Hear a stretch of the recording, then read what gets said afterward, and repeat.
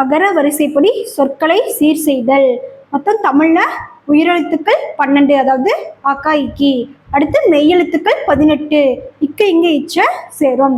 இந்த உயிர்மெய் எழுத்துக்கள் 216. உயிரெழுத்தும் மெய்யெழுத்தும் இணைவதால் உண்டாகும் எழுத்து உயிர்மெய் எழுத்து எனப்படும்.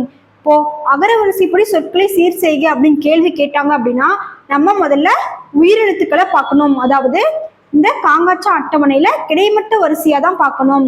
அடுத்து காவரிசை முழுக்க பார்க்கணும். அடுத்து காவரிசை, அடுத்ததுதான் சாவரிசை. இந்த வரிசையில தான் நம்ம சொற்களை சீர் செய்யணும்.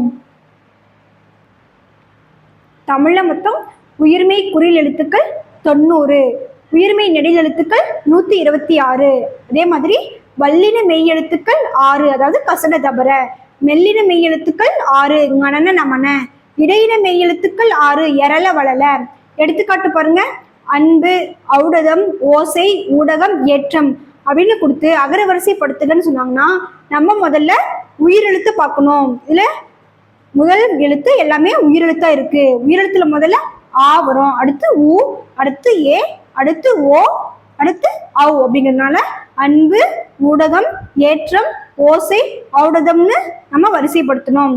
அடுத்து இங்க பாருங்க, காவரிசை கொடுத்துருக்காங்க. ஃபர்ஸ்ட் காவரிசை தான் நம்ம பார்க்கணும். அடுத்து சா, அடுத்து தா, அடுத்ததுதான் நா, அடுத்ததுதான் மா. கடல், சங்கு, தங்கம், நச்சரவம், மரம். அடுத்து காடு, உள்ளம், அழுவம், நூல், தேன். முதல்ல பாருங்க உயிரெழுத்து கொடுத்துருக்காங்களா, அதனால அழுவம் தான் முதல்ல வரும். அடுத்து உள்ளம், அடுத்துதான் காவரிசை பார்க்கணும், காடு. அடுத்து தாவரிசை, தேன். அடுத்து நாவரிசை, நூல். மோதல், மானியம், மையம், மண், மேகம் அப்படின்னா முதல்ல இங்க மாவரிசையில கொடுத்துருக்காங்க.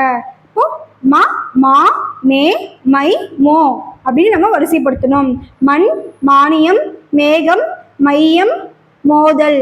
அடுத்து நோய், நஞ்சு, துன்பம், கவலை, வெறுப்பு. இது காவரிசை முதல்ல எழுதணும்.